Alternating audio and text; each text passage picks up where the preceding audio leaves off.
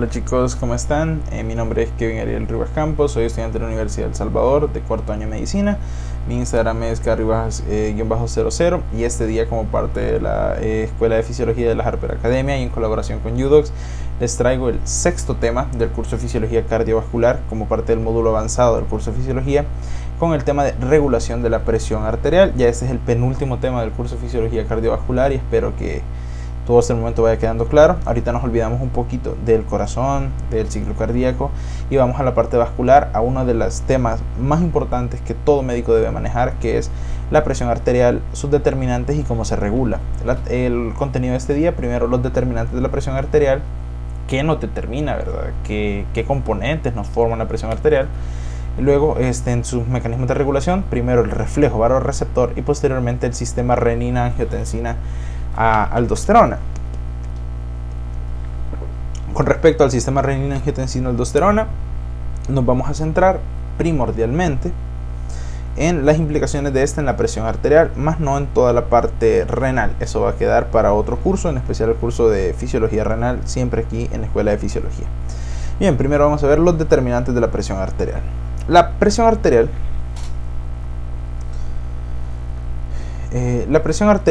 va a estar determinada por dos cosas principales. Va a ser igual al gasto cardíaco por la resistencia vascular periférica. Entonces, cada uno de estos elementos va a verse influenciado o modificado por una serie muy grande de factores. Primero, el gasto cardíaco. Por ejemplo, el gasto cardíaco va a estar aumentado cuando tengamos un volumen sanguíneo aumentado, ¿sí? Como es el caso del uso de mineralocorticoides que generan retención de líquidos, el sodio que genera retención de líquidos, los péptidos natriuréticos.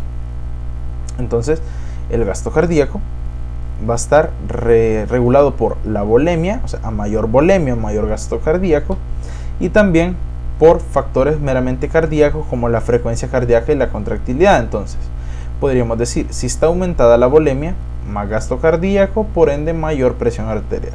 Si está aumentada la frecuencia cardíaca, mayor gasto cardíaco, mayor presión arterial.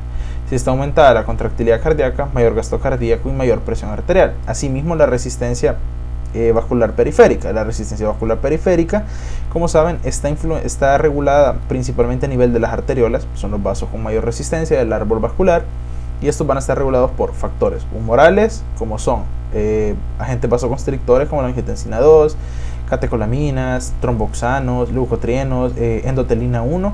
Estos factores constrictores van a aumentar la resistencia vascular periférica y por ende la presión arterial.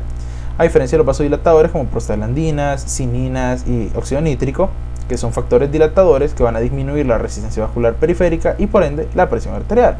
También vamos a tener factores neurales. Como nosotros sabemos, las arteriolas están ricamente inervadas por el sistema nervioso autónomo. Entonces podemos tener inervación de tipo constrictiva por parte de fibras alfa adrenérgicas que van a constreñir las arteriolas y aumentar la resistencia vascular periférica y por ende la presión arterial. Y también dilatadores como algunos agonistas beta adrenérgicos que van a dilatar los vasos sanguíneos, disminuir la presión arterial. También vamos a tener algunos factores locales como autorregulación, el pH y hipoxia.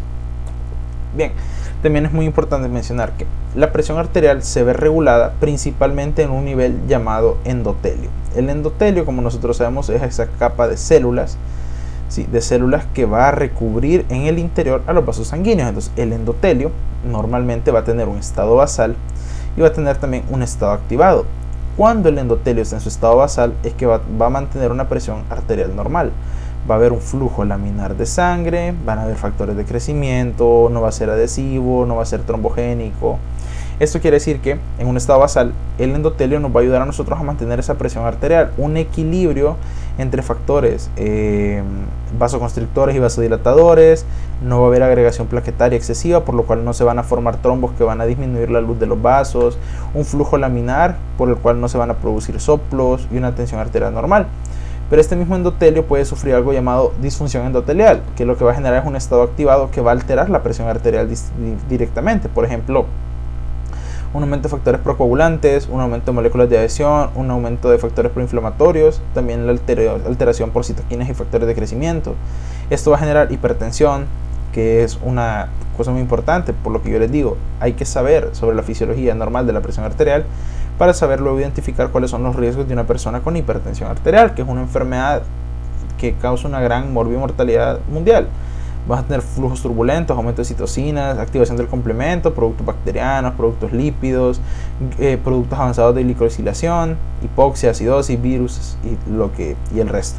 Entonces es muy importante saber el papel tan importante que tiene el endotelio en la regulación de la presión arterial, para no solo pensar que la presión la manejan los vasos sanguíneos, así como a un nivel grande, o el corazón, sino que también cada una de las células que los recubren.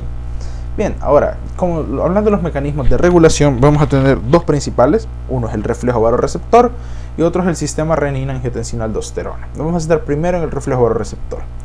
El reflejo vasoreceptor funciona de la siguiente manera. Nosotros vamos a tener vasoreceptores o receptores de presión en dos lugares principales. En el seno carotídeo, vamos a tener uno, y el otro en el arco aórtico. Ahí están los vasoreceptores. Entonces vamos a centrarnos en vasoreceptores a un nivel. Luego tenemos la médula en otro nivel y por último el corazón y los vasos sanguíneos. Entonces esta médula es la médula oblongada, entonces para estar ubicados, ¿verdad? Entonces vamos a ver, tanto el seno carotídeo a través del noveno par craneal como el arco aórtico a través del décimo par craneal se van a encargar de, al sentir disminuciones de la presión arterial, ¿sí?, van a causar por reflejo un aumento o una afluente al núcleo del tracto solitario. Entonces el núcleo del tracto solitario lo que va a hacer es que cuando nosotros tengamos un aumento de la presión, por reflejo va a estimular al centro desacelerador cardíaco, ¿sí?, que está llevado por el sistema nervioso parasimpático, por lo cual esto va a disminuir la tasa de disparo del nodo sinoauricular, ¿sí?, va a disminuir la tasa de disparo del nodo sinoauricular directamente en el corazón, influyendo de esta forma, disminuyendo la frecuencia cardíaca, que nos ayuda a disminuir el gasto cardíaco y por ende la presión arterial. Entonces, muy importante, a través de un reflejo tan básico como esto, o sea, el vasoreceptor siente la disminución, el aumento de la presión arterial. Entonces rápidamente activa un centro cardíaco desacelerador en la médula a través del sistema nervioso parasimpático. Va, y como sabemos, el parasimpático tiene la capacidad de tener un cronotropismo negativo y va y disminuye la tasa de disparo del nodo sinoauricular en el corazón. Y luego tenemos por otro lado el arco aórtico, ¿sí?, también, que se va a encargar el vasoreceptor del arco aórtico a través del par craneal 10. A diferencia, el par craneal 9 lo que hacía era activar el centro cardíaco desacelerador, pero el par craneal 10 de lo que se va a encargar es de inhibir el centro cardíaco acelerador y el centro cardíaco vasoconstrictor, que luego de esto, a través del sistema nervioso simpático, va a realizar muchas funciones. Primero, a través del simpático va a aumentar la contractilidad cardíaca, también va a activar las arteriolas y las venas para poder prevenir, ¿sí?, para poder prevenir que se eleve la presión arterial, porque si se dan cuenta, aquí el núcleo del tracto solitario, o sea, a través del reflejo del seno carotídeo, a través del par craneal 9, lo que lográbamos aquí era estimular un desacelerador a través del parasimpático, ¿okay? Entonces el parasimpático inhibía el nodo sinoauricular, y ahora aquí con el par craneal 10 a través del vasoreceptor del arco aórtico inhibimos al centro cardíaco acelerador, e inhibiendo al centro cardíaco acelerador, ¿qué es lo que logramos? Inhibir el aumento de contractilidad, inhibir el aumento de la constricción de arteriolas y de las venas. Entonces, mediante ambos reflejos vasoreceptores estamos previniendo una elevación de la presión arterial, ¿okay? En una activando un centro desacelerador y en la otra desactivando un centro acelerador. Bien, luego tenemos aquí un ejemplo de un reflejo vasoreceptor en el caso de una disminución abrupta de la presión arterial. Lo primero que vamos a tener es que se disminuye la presión arterial. Entonces, lo primero es que va a disminuir el reflejo vasoreceptor, ¿sí? En el sentido que no es que va a disminuir el reflejo vasoreceptor, sino que va a disminuir como la presión que se hace en los vasoreceptores. Entonces, el vasoreceptor normalmente está sintiendo ahí la presión, es un vasoreceptor. Entonces, en este caso era que sentía la presión muy alta. Ahora va a sentir que ya no va a ser presión sobre él, pierde la sensibilidad de la presión arterial. Entonces dice, no, algo está pasando. Por ende, disminuye la tasa de disparo del nervio del seno carotídeo. ¿Sí? Esta tasa de disparo la va a disminuir, o sea, va a cortar aquí el reflejo. ¿sí? Entonces va a prevenir que se active el desacelerador cardíaco. De esta manera disminuye la actividad parasimpática del corazón, y disminuyendo lo parasimpático aumenta lo simpático, ¿verdad? Que vendría a ser el aumento de la frecuencia cardíaca. Entonces también aquí está, activamos la actividad del sistema simpático en el corazón y los vasos sanguíneos, aumentamos la frecuencia cardíaca, la contractilidad, la constricción de las arteriolas, también aumentamos el retorno venoso. Entonces, mediante todas estas cosas, por ejemplo, aumentando el retorno venoso, aumentando la contractilidad, aumentando la frecuencia cardíaca, aumentamos el gasto cardíaco. Aumentando la constricción de las arteriolas, aumentamos la resistencia vascular periférica. Y entonces, si aumentamos tanto gasto cardíaco como resistencia vascular periférica, estamos aumentando la presión arterial. Así es como funciona en un caso de hemorragia o en un caso de disminución de la presión arterial el reflejo barorreceptor. Ahora bien, vamos a hablar del sistema renina-angiotensina-aldosterona. Este es un sistema que está compuesto principalmente por muchos órganos que realizan varias funciones para que este sistema funcione correctamente. Pero nos vamos a centrar principalmente en las células yuxtaglomerulares del riñón. En las células yuxtaglomerulares del riñón vamos a tener sensores de la cantidad de cloruro de sodio, ¿sí? Entonces, cuando este cloruro de sodio se va a ver disminuido, nosotros sabemos que lo que sucede es que se está perdiendo sodio, por ende se está perdiendo volumen sanguíneo y la presión va a bajar. Entonces, ¿cómo es que funciona esto? Primero tenemos esto aquí. Cuando disminuye el volumen sanguíneo, va a disminuir la presión arterial. Entonces, ¿cómo el sistema renina-angiotensina-aldosterona va a regular la presión arterial? Primero, el riñón, a través de las células yuxtaglomerulares, identifica la disminución de cloruro de sodio. Entonces, para esto, el riñón empieza a secretar renina a través de las células yuxtaglomerulares también.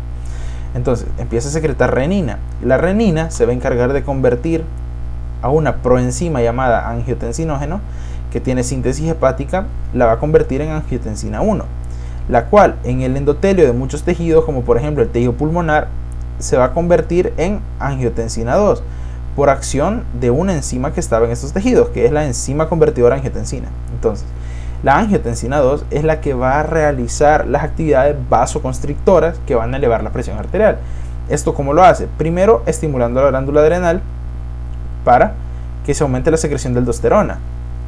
La secreción de aldosterona va a aumentar la reabsorción de sodio, que va a aumentar la reabsorción de agua, va a aumentar la volemia y por ende va a aumentar la presión arterial. Pero asimismo, la angiotensina 2 se va a unir a receptores de angiotensina 2 que van a provocar un efecto vasoconstrictor. ¿Ok? Entonces, asimismo, de esta forma, todo este sistema va a poder regular a la inversa. ¿Qué pasa cuando la presión arterial se aumenta? ¿Por qué se puede aumentar? Porque aumenta la volemia. Por ejemplo, ¿en qué casos? Con exceso de sodio, por excreción inadecuada, por falla renal, por hiperaldosteronismo, por aumento de la reabsorción de sodio, como en enfermedades como el síndrome de Gittelman, Bartter y el síndrome de Lille. O también porque aumenta la resistencia, por ejemplo, aumento del tono simpático o aumento del eje renina-angiotensina-aldosterona. Entonces, si la presión arterial se aumenta, ¿qué va a pasar? Vamos a tener una sobrecarga de volumen, por lo cual nuestro corazón en sus aurículas y ventrículos va a empezar a liberar péptido natriurético, ¿sí?, auricular.